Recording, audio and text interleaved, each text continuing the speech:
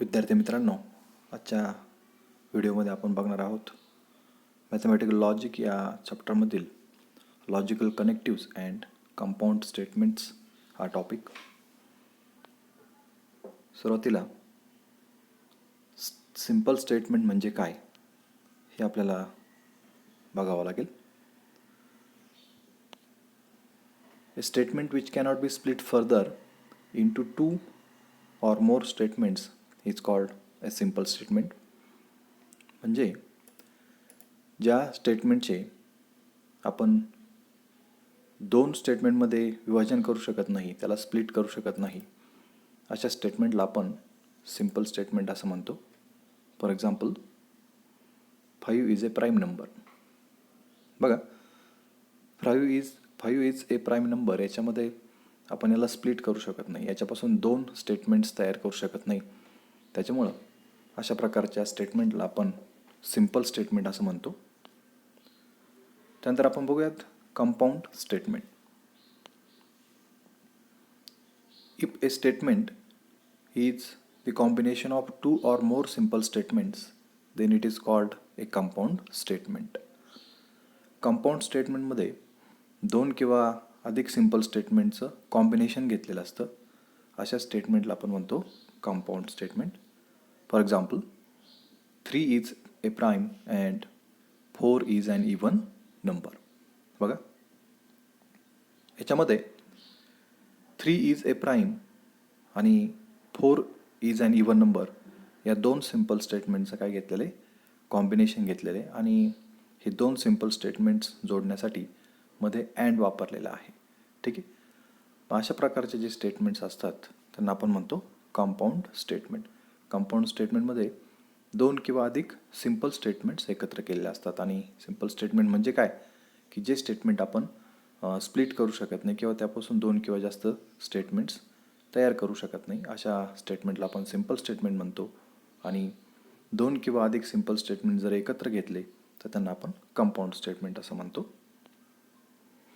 त्यानंतर हे जे कंपाऊंड स्टेटमेंट्स आहेत हे जॉईंट करण्यासाठी आपल्याला काही कनेक्टिव्ज वापरावे लागतात, जसे की and, or, if then, if and only if, not. तर हे जे कनेक्टिव्ज आहेत त्यांना आपण लॉजिकल कनेक्टिव्ज असं म्हणतो. The words or phrases which are used to connect two or more statements are called logical connectives. यामध्ये and, or, if then, if and only if, not हे लॉजिकल कनेक्टिव्ज येतात.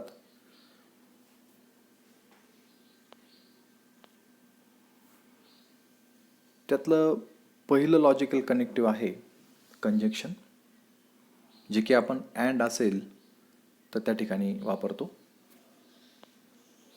If two statements are combine using the connective and then it is called as conjunction.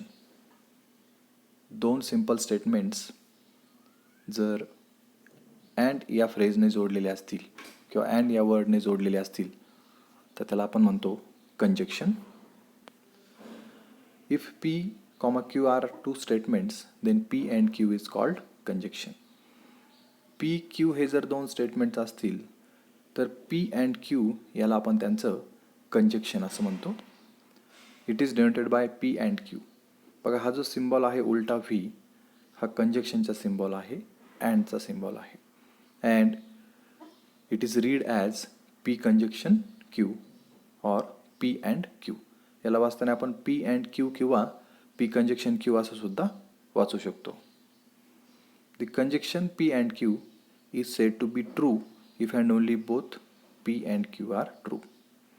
आता हे जे statements आहेत कंजक्शनचं statement याची truth value जर बघायची ठरली तर ज्यावेळेस पी आणि क्यू हे दोघेही ट्रू असतील त्याच वेळेस त्यांचं कंजक्शन ट्रू येतं, म्हणजेच पी अँड क्यू ट्रू येतं.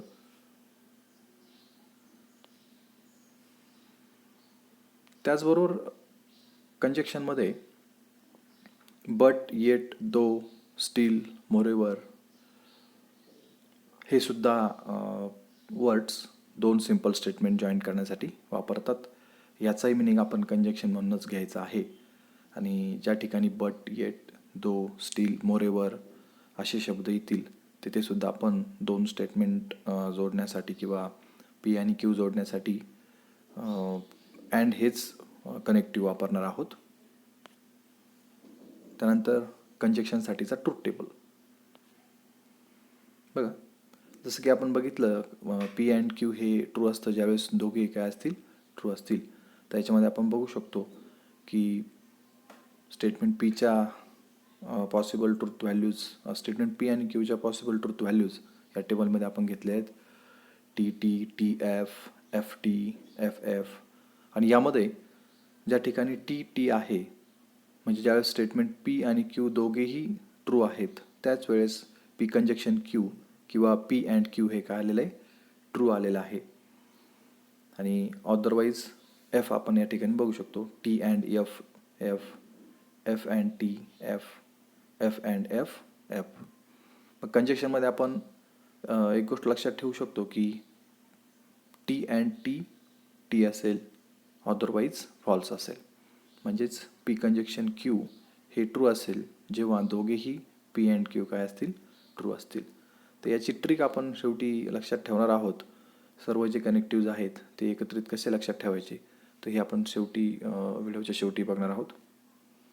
त्यानंतर पुढचं जे कनेक्टिव्ह आहे ते म्हणजे डिसजंक्शन. दोन स्टेटमेंट ज्यावेळेस आपण ऑर या वर्डने जोडतो त्यावेळेस ते त्या स्टेटमेंटचं डिसजंक्शन असतं बघा. If two statements are combined by using logical connective or then it is called as a disjunction. In other words, if P comma Q are two statements, then P or Q is called as disjunction. ज्यावेळेस दोन simple स्टेटमेंटमध्ये or येतो त्यावेळेस ते त्याचं disjunction असतं. It is denoted by P or Q. आता हा जो व्ही सारखा सिम्बॉल आहे हा डिसजंक्शनचा सिम्बॉल आहे. It is read as P or Q or P disjunction Q. The disjunction P or Q is said to be false if and only if both P and Q are false. जसं की आपण कंजक्शनमध्ये बघितलं ज्यावेळेस दोन्ही statements true असतील त्यावेळेस त्यांचं conjunction हे ट्रू येतं.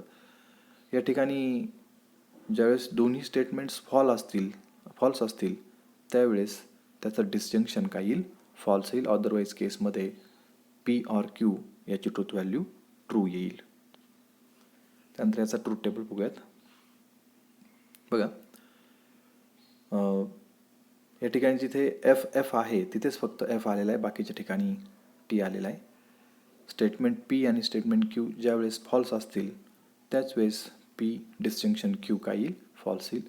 तर ट्रूथ टेबलमध्ये आपण बघू शकता की जिथे एफ एफ आहे तिथेच एफ आलेला आहे, बाकीच्या ठिकाणी टी आलेला आहे.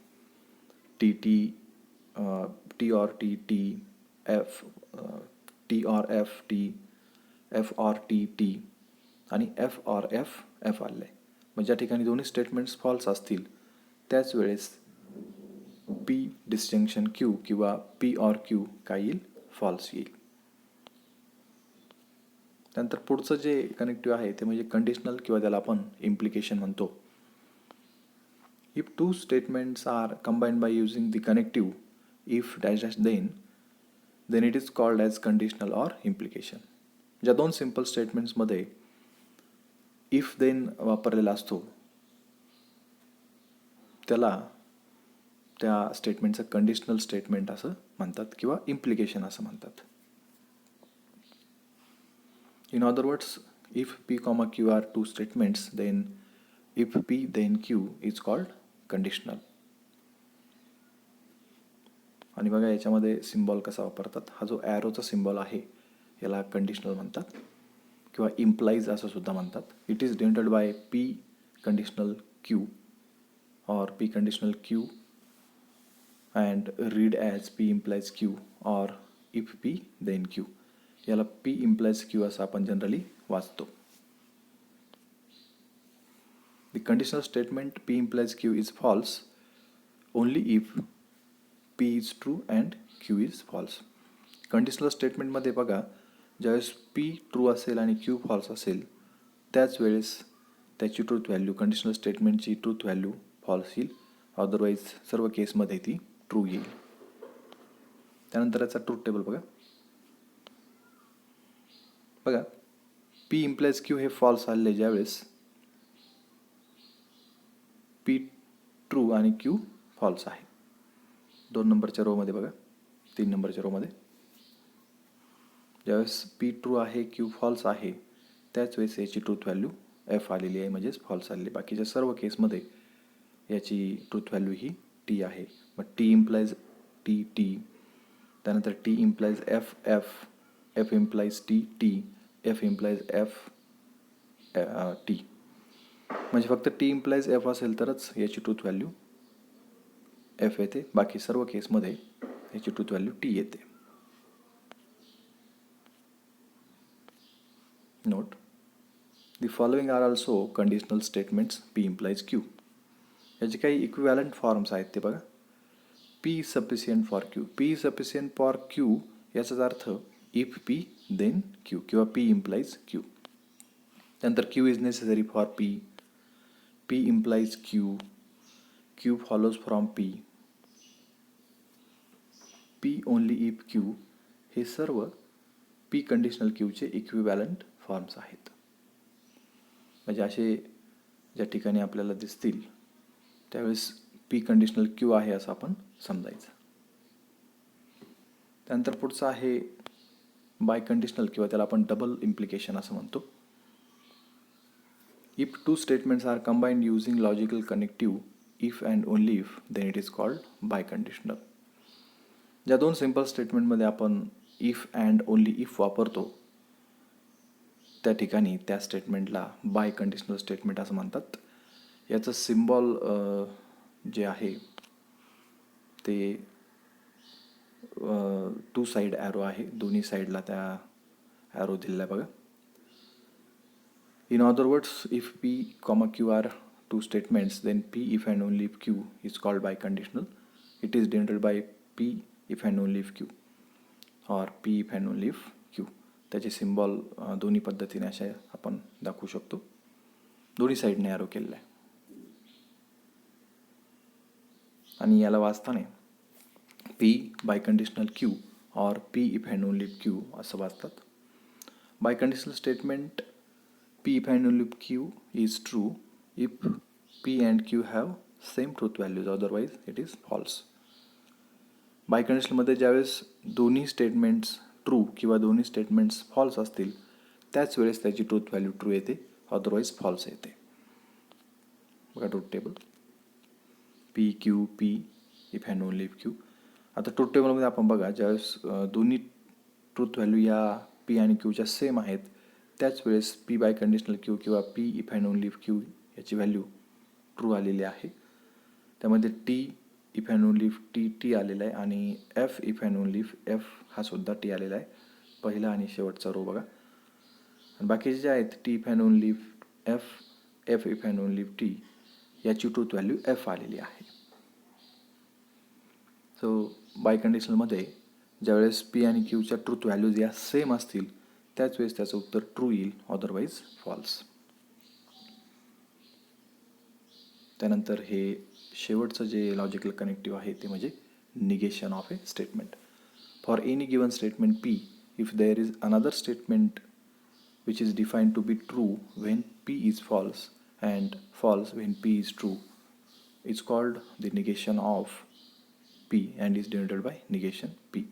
म्हणजे दिलेल्या स्टेटमेंटमध्ये जर नॉट असेल तर त्याला आपण ओरिजिनल स्टेटमेंटचं निगेशन असं म्हणतो. ट्रूथ टेबल अगदी सिम्पल आहे. स्टेटमेंट पीची जर ट्रूथ व्हॅल्यू टी असेल तर निगेशन पीची एफ येईल. स्टेटमेंट पीची ट्रूथ व्हॅल्यू जर एफ असेल तर निगेशन पीची ट्रूथ व्हॅल्यू टी येईल. Note, negation of a statement is the statement itself. That is negation of negation P equal to P. त्यानंतर या पूर्ण व्हिडिओचा जर सार बघायचा ठरला तर या 4 नोट किंवा या 4 लाईन आपण लक्षात ठेवू शकता. बघा नंबर 1 आहे T and T, T otherwise F. म्हणजे कंजक्शनमध्ये टी अँड टी असेल तरच ट्रूथ व्हॅल्यू टी येते, अदरवाईज एफ येते. दुसरं आहे F or F, F otherwise T. डिस्जंक्शनमध्ये जर दोन्ही ट्रूथ व्हॅल्यू एफ असतील दोन्ही स्टेटमेंटच्या तरच त्याचं उत्तर एफ येतं, अदरवाईज टी येतं. त्यानंतर T implies F, F otherwise T. कंडिशनलमध्ये किंवा इम्प्लिकेशनमध्ये पहिल्या स्टेटमेंटची ट्रूथ व्हॅल्यू टी आणि दुसऱ्या स्टेटमेंटची ट्रूथ व्हॅल्यू एफ असेल तरच त्याचं कंडिशनल व्हॅल्यू ही एफ येते, अदरवाईज टी येते. म्हणजेच T implies F, F otherwise T. त्यानंतर बाय कंडिशनलमध्ये सेम ट्रूथ व्हॅल्यूज असतील तर त्याचं उत्तर टी येतं, अदरवाईज एफ. म्हणजेच T if and only if T, T comma F if and only if F, T otherwise F. ह्या 4 लाईन जरी आपण लक्षात ठेवल्या तरी हे जे लॉजिकल कनेक्टिव्हचे जे ट्रूथ टेबल आहेत हे आपल्याला तयार करता येतील. त्यानंतर चा व्हिडिओ जो आहे या सिरीजमधील तो आहे एक्सरसाइज 1.1. आपल्याला जर या लेक्चरच्या नोट्स पाहिजे असतील तर डिस्क्रिप्शनमध्ये लिंक आहे, आपण तिथून डाउनलोड करून घ्या. आपल्याला जर व्हिडिओ आवडला असेल तर लाईक करा, शेअर करा आणि चॅनलला सबस्क्राईब करा.